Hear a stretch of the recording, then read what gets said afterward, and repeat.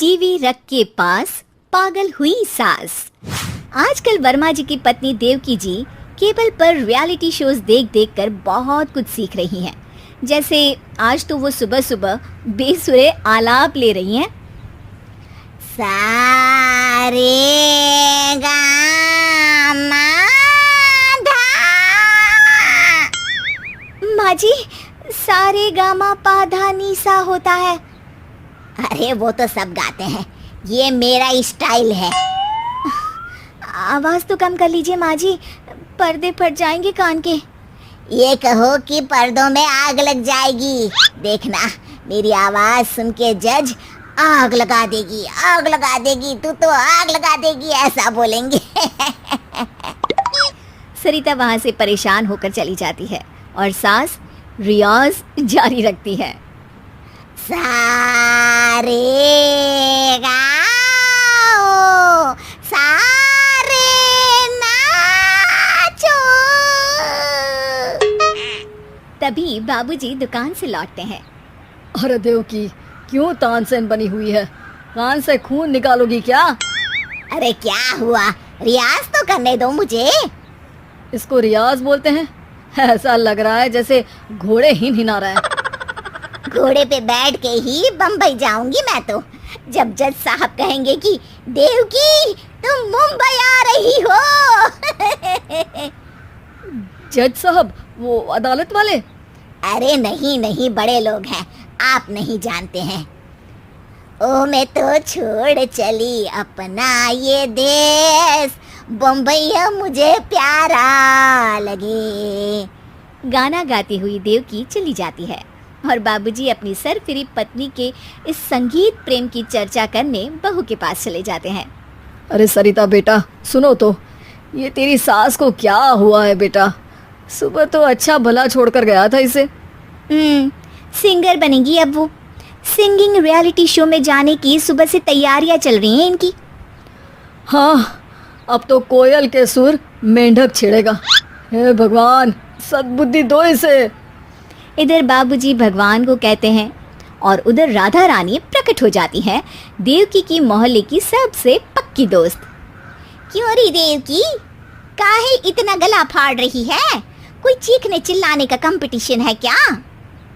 अरे ये देख, नया सिंगिंग शो, मैं भी गाऊंगी, हिंदुस्तान के दिलों की धड़कन बनूंगी। अरे इतना बेसुरा गा के दिलों की धड़कन नहीं, दिलों का अटैक बन जाएगी। इससे तो अच्छा है कि नाच ही ले।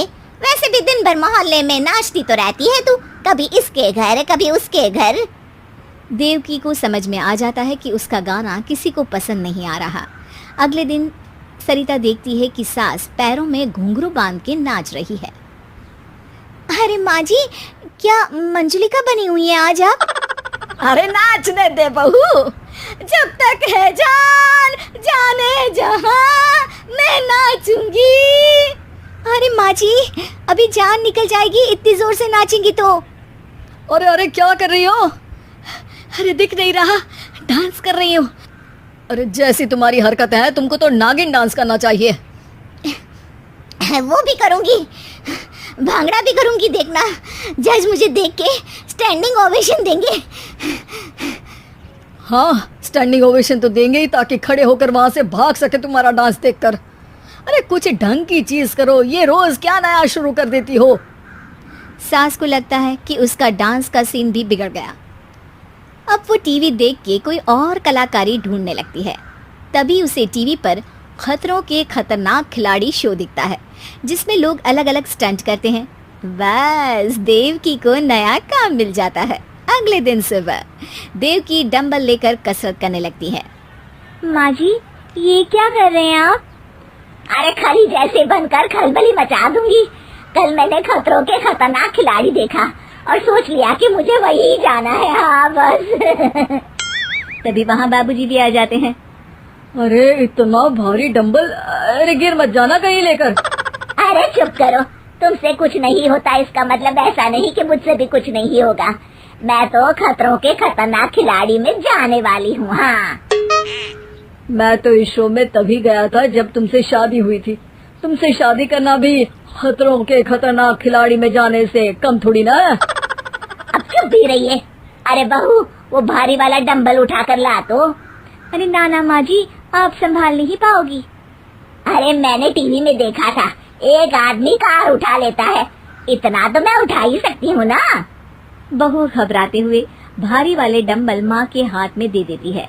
जैसे ही माँ दोनों हाथ ऊपर करती है, पूरे शरीर का बैलेंस बिगड़ जाता है और वो पीछे की तरफ गिर जाती है। डंबल जाकर टीवी में लगता है और टीवी फूट जाती है।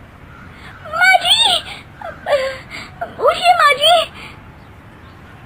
बाबूजी बहुत तेज हंसने लगते हैं। बाबा बाबा, टीवी और बीवी दो टेंशन थे मेरे, आज एक कम हो ही गया। बहू भी सास को उठाते उठाते इस बात पर ताली बजाकर हंसने लगती है और देवकी फिर से गिर जाती है।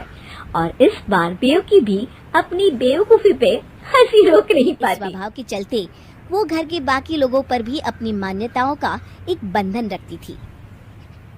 सब लोग ध्यान से सुनो, आज सूर्य ग्रहण होने वाला है, इसलिए जब तक मैं नहीं कहूंगी कोई कुछ नहीं खाएगा। सुधा बहू, पानी में तुलसी के पत्ते डाल दे। घर के सभी लोगों को चेतावनी देकर उर्मिला देवी वहां से चली जाती हैं। थोड़ी देर के बाद नवीन रसोई घर में जाता है और उर्मिला देवी उसे देख लेती हैं। हे भगवान, ये नास्तिक मेरे घर में कहाँ से पैदा हो गया? माँ, ग्रहण तो सूरज को लगने वाला है, भला इसका मेरे भूख से क्या लेना देना है, तुम बिना माँ। तभी वहाँ सुधा आ जाती है। जाने दीजिए माँ जी, नवीन तो अभी बच्चा है, भूख बर्दाश्त नहीं कर पाया होगा। तू इसकी तरफदारी मत कर बहू, ये तो बचपन से ही चटोरा है, और वैसे भी बहू इस प्रकार घर गृहस्थी नहीं चलती, ये कभी नहीं सुधरेगा। चल भाग यहाँ से। ओके, बाय माँ, बाय बाय भाभी। नवीन वहाँ से चला जाता है। छुट्टी वाले एक दिन घर के सभी लोग टीवी देख रहे होते हैं। देखो, सलमान खान की दबंग 3 फिल्म आ रही है। अरे हटो, सलमान खान भी कोई हीरो है क्या? बहू, आज तो टीवी पर जय संतोषी माँ फिल्म आने वाली थी ना, 8 तो बज गए। ला नीलेश, टीवी का रिमोट दे। अरे नहीं माँ, आजकल ऐसे फिल्मों को कोई नहीं देखता, धार्मिक फिल्मों का जमाना गया माँ। तुम सब लोग आजकल की फूहड़ फिल्में देखकर बिगड़ रहे हो और अपनी संस्कृति को भूलते जा रहे हो। चलो भैया, अब दबंग फिल्म तो भूल जाओ, माँ का आस्था चैनल शुरू हो गया है। तुम लोग नहीं सुधरने वाले, जाओ। इस तरह दोनों भाई चिढ़कर वहाँ से उठकर अपने कमरे में चले जाते हैं। कुछ दिनों के बाद, नीलेश बेटा, तू फटाफट नहा धोकर तैयार हो जा, बनारस वाले पंडित जी आते ही होंगे। तभी वहाँ पंडित जी आ जाते हैं। लो, पंडित जी तो आ गए। आइए आइए पंडित जी, बैठिए। तुम तो जानती हो उर्मिला बहन है, हम जल्दी किसी के घर पर नहीं जाते हैं, हमारे दर्शन पाने के लिए लोग दूर दूर से आते हैं। आप तो अंतर्यामी है पंडित जी, आपसे कुछ भी छुपा नहीं है। बड़ी परेशानी से दिन कट रहे हैं। इसीलिए तो हम आए हैं। आज से ठीक 10 दिन बाद हिमालय के भोलेनाथ के मंदिर में बहुत बड़ी पूजा होने वाली है। पूरे परिवार के साथ वहाँ जाकर तुम्हें इन सभी चीजों का दान करना पड़ेगा। फिर पंडित जी उर्मिला देवी को सामान की एक लंबी चौड़ी पर्ची देते हैं। पंडित जी, ये तो बहुत सारा सामान है, और फिर हम सब लोग इतनी दूर हिमालय कैसे जाएंगे? कोई बात नहीं उर्मिला बहन, मैं वहाँ जाकर तुम्हारे नाम से पूजा कर दूंगा और सभी चीजों का दान भी कर दूंगा। सब मिलाकर 1 लाख रुपए का खर्चा आएगा। वैसे भी साल भर में 2-4 बार मैं हिमालय आता जाता रहता हूँ। 1 लाख? नीलेश बेटा, तूने सुना ना, जा जाकर पैसे ले आ। कैसी बात करी हो माँ? 1 लाख रुपए कोई मामूली रकम नहीं होती। मैं 1-1 रुपए बचाकर इस घर का लोन चुका रहा हूँ। मैं इन सब बातों पर विश्वास नहीं करता। मुझे ऑफिस के लिए देर हो रही है, चलता हूँ। नीलेश कुछ बड़बड़ाते हुए वहां से चला जाता है। आजकल के बच्चों को तो आप जानते हैं। खैर आप बैठिए, मैं अभी पैसे लेकर आती हूँ। उर्मिला देवी पंडित जी को पैसे दे देती है और पंडित जी वहां से चले जाते हैं। ठीक एक हफ्ते के बाद नीलेश के घर उसके ऑफिस से एक आदमी आता है। और रोहित, अचानक इतने सवेरे कैसे आना हुआ? कुमार साहब ने ऑफिस के जो पैसे तुम्हें रखने के लिए दिए थे, मैं वही लेने आया हूँ। अच्छा तुम रुको, मैं अभी पैसे लेकर आता हूँ। नीलेश देखता है कि उसके लॉकर में पैसे नहीं है। हाँ माँ, मेरे लॉकर के पैसे कहाँ गए? वो मैंने उस दिन पंडित जी को दे दिए थे। ओह माय गॉड, माँ तूने ये क्या किया? वो मेरे बॉस के पैसे थे, अब मैं क्या करूँगा? और नीलेश अपना माथा पीटते हुए वहीं बैठ जाता है। लाली माँ को दफ्तर जाए अभी 10 दिन भी नहीं हुए और सासू माँ को उसका दफ्तर जाना खटकने लगा। आते जाते वो उसे सुनाती ही रहती है, आ गई महारानी, आपकी सेवा में क्या लेकर आए? प्रणाम सासू माँ, बस अभी खाना तैयार करती हूँ, सब साथ में खाना खाएंगे। अरे इतना इंतजार तो करवा चौथ के व्रत में चांद भी नहीं करवाता जितना तुम करवाती हो। माँ जी, ऑफिस का काम बहुत जरूरी होता है। अरे तो वहीं बिस्तर तकिया ले जाओ ना, यहाँ क्यों आती हो? लाली माँ ये सब सुनने से बेहतर वहां से जाना समझती है। ऐसा नहीं है कि सास ने लाली माँ को पहले कभी प्यार से नहीं समझाया, बस लाली माँ ने सीधी बात पे कभी ध्यान ही नहीं दिया। तो सास ने सोचा जो प्यार भरे गाने से नहीं होगा वो टेढ़ी बात और ताने से जरूर होगा। ऐसा क्या करती है? बस यस सर ही तो करना होता है ना। पास के गांव तक बढ़िया बस से जाओ, फिर दफ्तर में जाकर बैठ जाओ और बस घर के काम से बच जाओ। अब मैं भी जाऊंगी कल से दफ्तर। अरे इतना भी आसान नहीं है, मैं भी तो दफ्तर जाता था। तुम्ही से तो पता चला है ये सब। अरे कभी नौकरी करके देखती तो पता चलता। अच्छी बात निकल गई आपके मुंह से, अब करके भी दिखा दूंगी, और वो भी बहू के दफ्तर में ही। नौकरी भी करके दिखाऊंगी और घर के काम भी। बहू को पता चल जाता है कि सास क्या करने वाली है, लेकिन वो ऐसा नाटक करती है जैसे उसे कुछ भी पता ना हो। 2 दिन बाद ऑफिस जाने के टाइम सास भी तैयार खड़ी है। अब कहीं जा रही है क्या सासू माँ आप? हाँ, आज से मैं भी तेरे साथ तेरा दफ्तर आऊंगी और तेरी तरह टाइम पास करूंगी। दोनों ऑफिस की बस से ऑफिस पहुंच जाती हैं। गेट पर गार्ड खड़ा हुआ है और हमेशा की तरह लाली माँ स्माइल के साथ गुड मॉर्निंग बोलती है। गुड मॉर्निंग गार्ड भैया। गुड मॉर्निंग लाली माँ जी, ये आपके साथ है? अरे प्रणाम चौकीदार जी, कुछ खाया करो, इतना दुबले पतले होकर चौकीदारी क्या खा करोगे? माँ जी गार्ड ही बोल लीजिए। अरे गार्ड माने भगवान होता है, आती है अंग्रेजी हमें, काहे बनाए हम तुम्हें अपना भगवान, आए बड़े। लाली माँ सासू माँ को अपने बॉस के कैबिन तक ले जाती है और मिलने को कहकर वहाँ से चली जाती है। जी आपकी तारीफ? अरे पूरा मोहल्ला करता है, यहाँ किसी से भी पूछ लीजिए ना। अब मेरा मतलब है आपको लोग कैसे जानते हैं?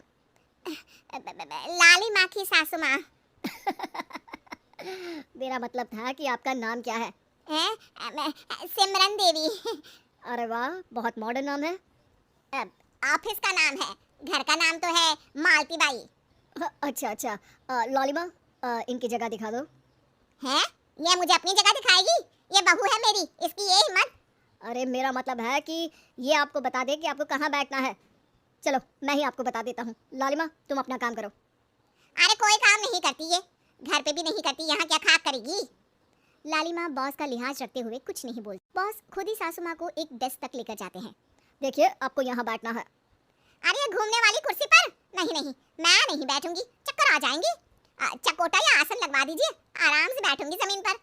जमीन से जुड़ी हुई हूँ मैं बहुत ही। हाँ देखिए आपको यहीं बैठना पड़ेगा। आपको क्या लगता है, क्या ये आपका घर है? नहीं तो आप भी ना बहुत भोले हैं। मेरा घर तो गांव में है, ये तो आपका ऑफिस है। अरे ऐसी चीजें मत भूला करो और चोमू बना देंगे किसी दिन। बैठ जाइए और मुझे सारे जरूरी मेल भेज दीजिए। ये रहा कंप्यूटर। अरे कंप्यूटर की क्या जरूरत है, मेल तो हाथ से निकलेगा ना। ला एक पत्थर, ला हाथ घिस दूं। क्या हाथ का मेल? तभी सिचुएशन को संभालने के लिए बहू आ जाती है। अच्छा ये छोड़िए, आप वहाँ पेंट्री से कॉफी ले आइए अपने लिए। अरे इतना तो मुझे भी पता है कि कंप्यूटर पे लिखने का काम हो जाता है, फिर कॉफी क्यों मंगवा रही हो? अरे माँ जी, कॉफी, पीने वाली कॉफी। तू मुझसे काम करवाएगी? तेरी सास हूँ मैं। मेरी भी तो सुन लो कोई, आपका बॉस हूँ मैं। हाँ हाँ सुनाओ ना। क्या सुनाऊं? अरे बेटा तुम बॉस हो, जो मन करे सुना देना, बस गाना मत सुनाना। अगर तुम अच्छा नहीं गाओगे ना तो मेरा मूड ऑफ हो जाएगा। अरे यार, अच्छा एक काम करते हैं, आपको क्या क्या आता है? ठंडा खा लूँ तो नाक आती है, तीखा खा लूँ तो हिचकी, और ज्यादा खाना खा लूँ तो यह हम बता नहीं सकती मैं। अरे मेरा मतलब था कि काम में क्या क्या आता है? बहू बहुत काम आती है, पति भी काम आते हैं, बेटा भी। देखो काम तो अपने ही आते हैं ना, जैसे भी हो। हे भगवान, क्या करूं माँ जी आपका? अरे बेटा मेरा ना कोई कुछ नहीं कर सकता, मेरा मंगल बहुत मजबूत है। हाँ अच्छा, मंगल से याद आया, बताओ कितने ग्रह हैं सूर्यमंडल में? मंगल, शनि, पृथ्वी, और बताओ। हाँ सब बढ़िया, तुम बताओ बेटा। बॉस वहाँ से परेशान होकर चले जाते हैं। लंच के बाद कॉन्फ्रेंस हॉल में एक मीटिंग हो रही है जिसमें कई सारे लोग हैं। किसी को कोई आइडिया भी है कि क्या हो रहा है? हाँ हाँ, वो चौकीदार काम छोड़ के बिल्ली के साथ खेल रहा है।